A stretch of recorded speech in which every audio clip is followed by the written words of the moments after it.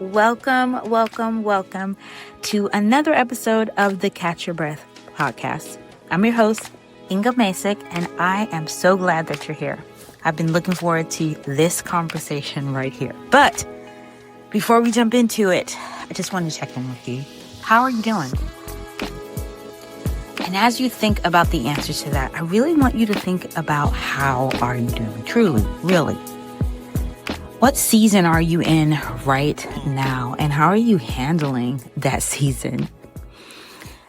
I want you to stop whatever you're doing for just a second and let's just take a breath together. And if you're driving, please do not close your eyes, but you can maybe soften your grip a little bit and let yourself breathe in slowly through your nose. And we're going to hold it and then we're going to release it out through our mouth very slowly as we count. So let's do it together. Get ready. Breathe in, 2, 3, 4, hold, 2, 3, 4, breathe out, 2, 3, 4, 5, 6. And let's do it one more time because I certainly need it. Breathe in, 2, 3, 4, hold, 2, 3, 4, breathe out, 2, 3, 4. What we just did, that right there is what we're here for, to breathe. We don't want to suffocate. We don't want to white knuckle our way through this season. We just want to breathe. And I want to tell you right now, I am doing a lot of breathing during this season and during this episode even. I want to be upfront with you that I am not on the other side of this topic today.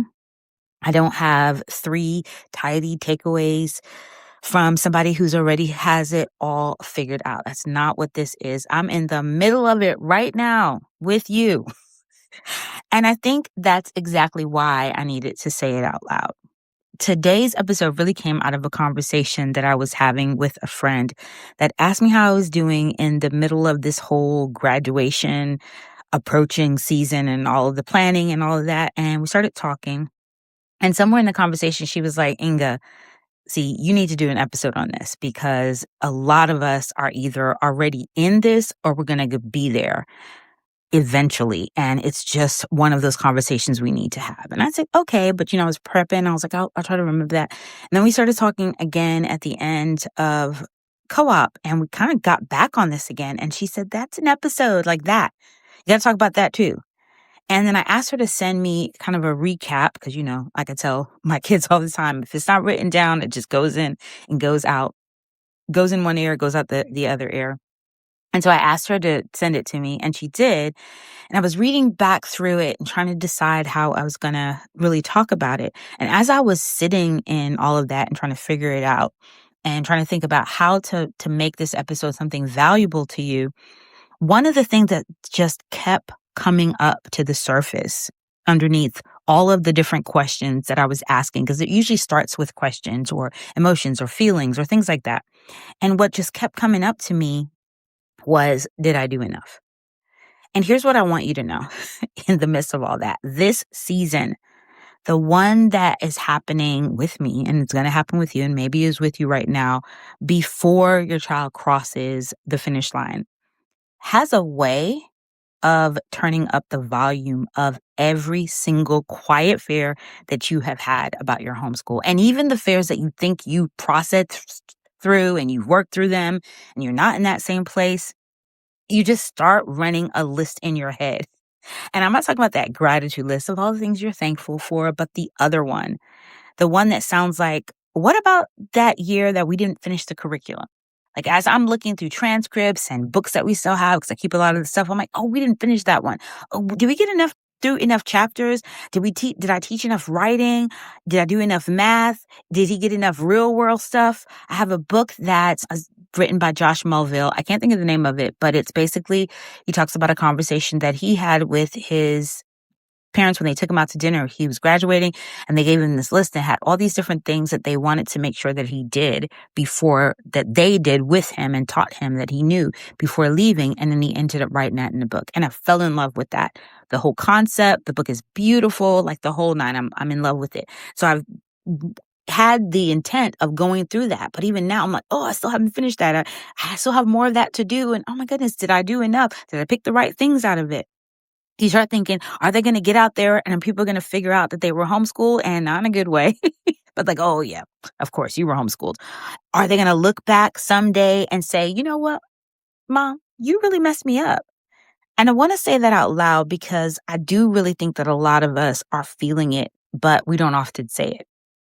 And I want to encourage you and just say, and I hope you do not hear that bouncing in the background, because you plan to do this stuff and the kids are in the background having fun, and I want them to have fun. So this is real life, so I'm not going to edit it out. But I think that a lot of times the fears that we have in this season are very real, and they're not these small little things. And if we allow them, they can be absolutely debilitating. And we have to be intentional about not letting them take over. So I want to talk a little bit about some of those things, some of those tensions that no one's talking about, when the script that we have gets disrupted, when we fall or can fall into the comparison trap. And then what do we do about it? What's the breathable way so that we're breathing through it, so that we are able to catch our breath? The tension that I've been sitting with really is, we homeschool because we want to be intentional, right? We want to be present. We want to be with our kids. We want every single day to matter. And so we are pouring ourselves into the day to day, whether it's the lessons or the rhythms or the hard conversations or the ordinary Wednesday afternoons. We are there. But then we look up and we realize that the finish line is right there, and we know it's coming. But at least for me, some way, somehow, it's like, it's here already? What? And then you think, wait, was I so focused on today that I forgot about what I was preparing them for? And there's this biblical tension, I have to be honest with you, that I keep coming back to, because it is a scripture that my mom would say over and over again. And it tells us that there's enough worry for today, and we don't need to borrow trouble for tomorrow. And I believe that, and I want to live that. But there's also, for me, this reality that what I do today has impact for their entire lives. And sometimes that feels absolutely weighty. And my question is then, so then how do I hold both of those? And I have to be honest with you, I don't have a perfect answer. But as I think about what's the breathable way of living in that, is to actually live in that tension and not to resolve it, is to not let it crush you, to know that you don't have to have it perfectly figured out. You don't have to have the perfect answer, and you don't have to beat yourself up for feeling the thing that you feel. I want to tell you about something that happened in our home that I think you might be able to relate to, because as I think about that tension, I also think about when that script that we've had gets interrupted. So you're raising your children, you have something in mind, and you think you have a picture of where they're headed. And for a lot of us, that picture includes college, especially it's the way I grew up. Very much so that education was key, and you needed to go to college. You need to make sure that you did as much as you could to get the absolute best education. I do believe in having a strong education, but I think just that has really been poured into me. I think even my father at this stage of my life is still wondering if I'm going to go back and finish the rest of my doctorate. And I don't think I will, but I know for him, it's like, are you going to do it?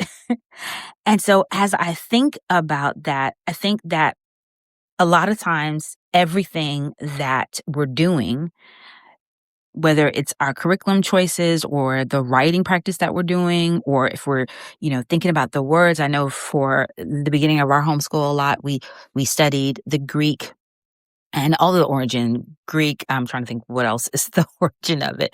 But we just really tried to spend Latin. I couldn't see, that was bothering me. I was like, I knew there was one. But like we would spend time with that, because I'm like, well, if they're going to, vocabulary is important. If they're going to do the SAT, and I just want them to have a one-rounded vocabulary. And, as I think about it, it's like it's pointing at something.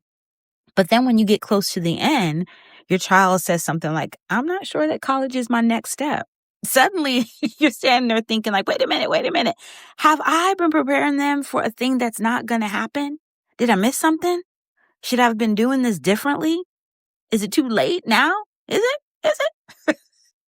And if it's your first child that's graduating, you can also consider that, okay, now you need to recalibrate everything for all the children behind them. And it's terrifying, but it's also, if I'm honest, a gift because you get to learn while you still have kids in the house. But the challenge with that, I feel, is to not start making a judgment on every single thing that you did. And then you have a verdict of we were wrong and we need to change everything and we need to overhaul everything. Because I think that starts us at a place, starting from a place of failure. We start thinking about all the things that we did wrong. And now we're like, well, I've got to fix them, as opposed to looking at everything that you did right and then saying, what are some other things that I want to do? And that's a whole different episode. But I think that piece is kind of that mindset change. And then in the midst of you going through all of this stuff, you're in the midst of this graduation season.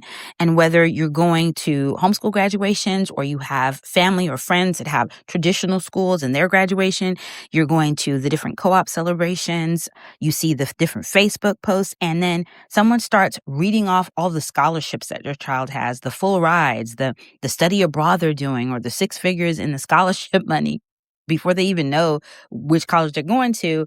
And your kid is like, I'm not going to take that route. I think I want to do chess tournaments professionally. Or, you know what, I think I have some things to offer and I'm going to do a YouTube channel. Or whatever it is, where it's just completely not what you were thinking. It's their own thing, their own way that they're going. And sometimes when you're in the midst of that, you could feel like you want to crawl under a chair because you know that it's not just the choice that they're making.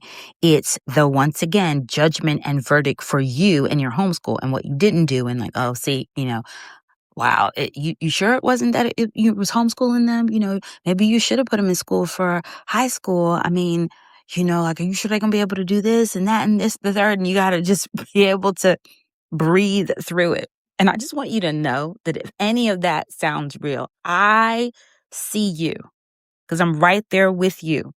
And then I want to say this gently to you and as directly as I have to say it to myself so that that truth just sinks in. Hear me. God loves your child. He loves our children as much as he loves us and any of the children that are getting the full scholarships and all that stuff. And the path that looks less impressive to the world is not less valuable to God. Your child's story is not over at graduation. It's just starting. And that's the beauty of it, to be able to say, God, I know that you are God and you love me and you love them even more than I love them. And you're going to work all things together for their good. And they've got a journey and they've got a path and they have to experience that journey and that path. And as we're going to talk a little bit about soon, we got to trust him that he's got it, that he's got them, no matter what we are seeing, no matter what it looks like. So what does it actually mean to be able to breathe through this season? And this is where I really want to land. And I don't have a formula, so it's no formula, but it's some truth that I'm holding on to right now. And I want to offer it to you in hopes that it will give you encouragement. So the things that I have been walking through for myself are these. How many do I have here? 1, 2, 3, 4. 4 things. Simple. 4 simple things. Number 1, always true for me. It's where I'm always going to start with, is that we have to normalize the feelings, every single one of them. Whatever you're feeling in this season, the grief, the pride, the fear, the excitement, the guilt, the joy, it's all allowed. And you don't have to feel one thing. You don't have to, you hear another mom feeling a thing and you're like, I should be feeling this. Nope. This is a roller coaster season and it's okay that it feels like one. What I don't want you to do, and what I'm trying my best not to do for myself, is layer judgment on top of feelings. Please do not make yourself feel bad for feeling, because that's not breathing. That's adding weight to an already heavy season, and we don't want to do that. The second thing is to just give yourself grace. Listen, that was the hardest thing for me. The hardest thing for me was to give myself grace.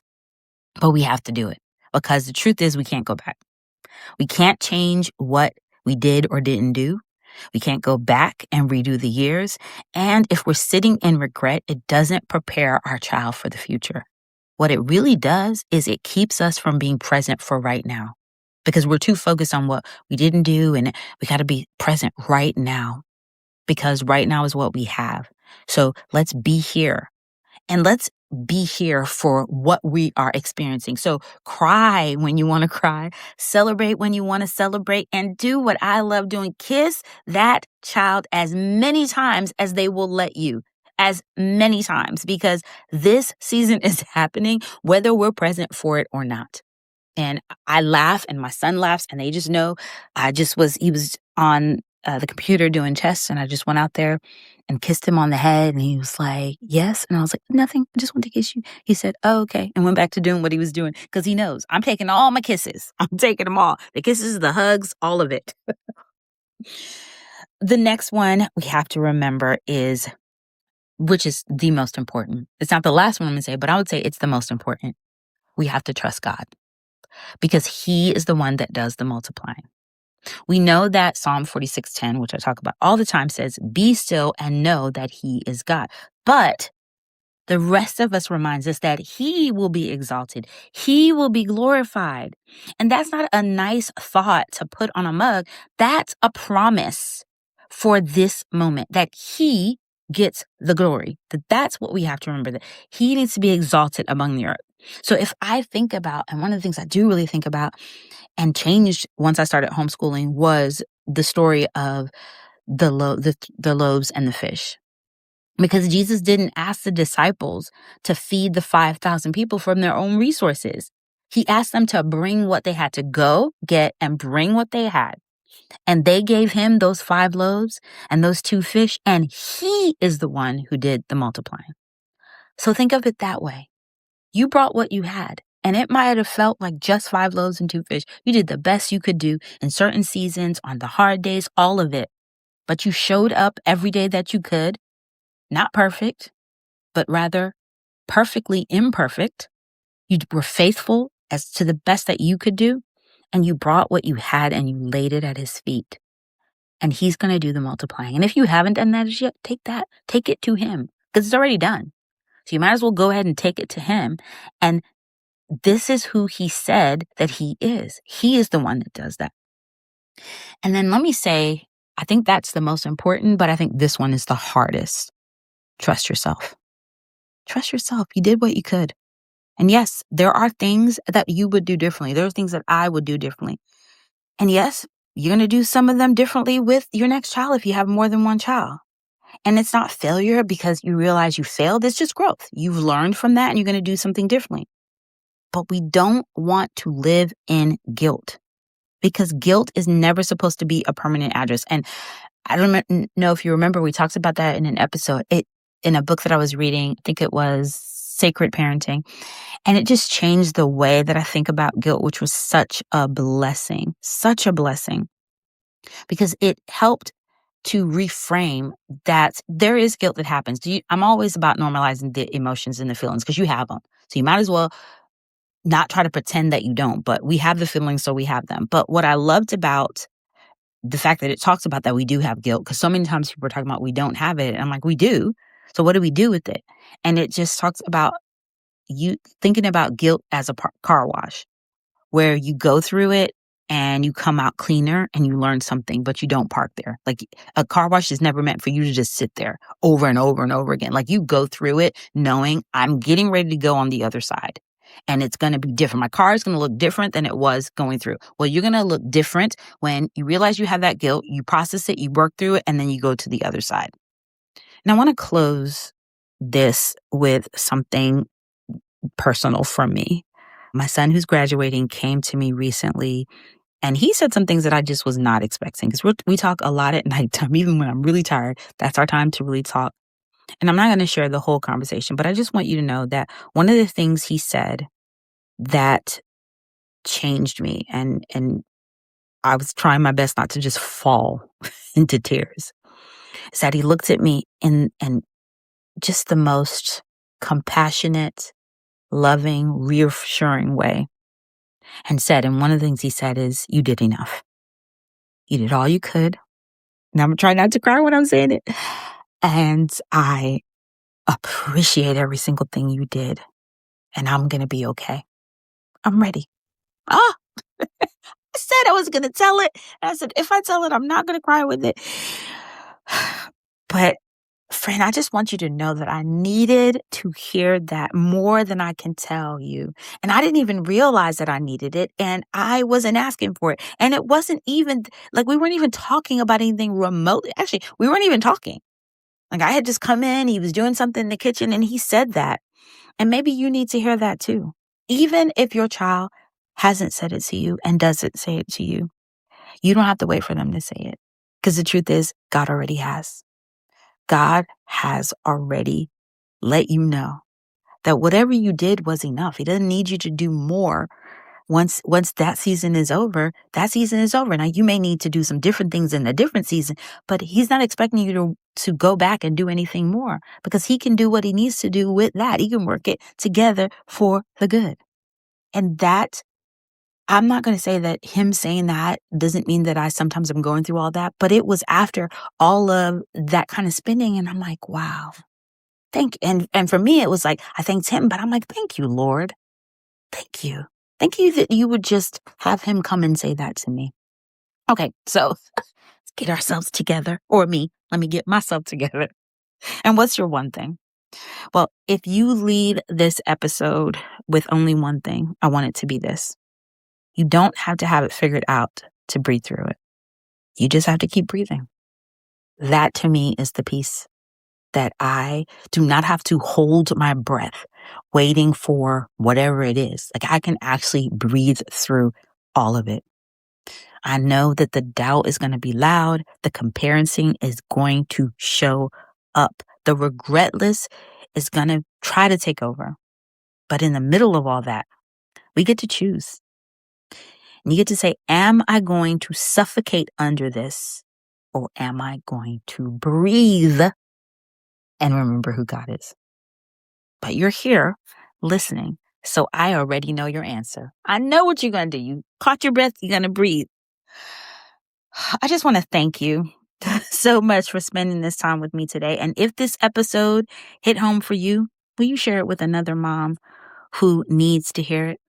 And you might be the reason that she takes a breath today. I love you. I appreciate you allowing me to share a little bit of me in each of these episodes. I am praying for you, and I want you to remember to take a moment to catch your breath. Breathe, friend, and until next time.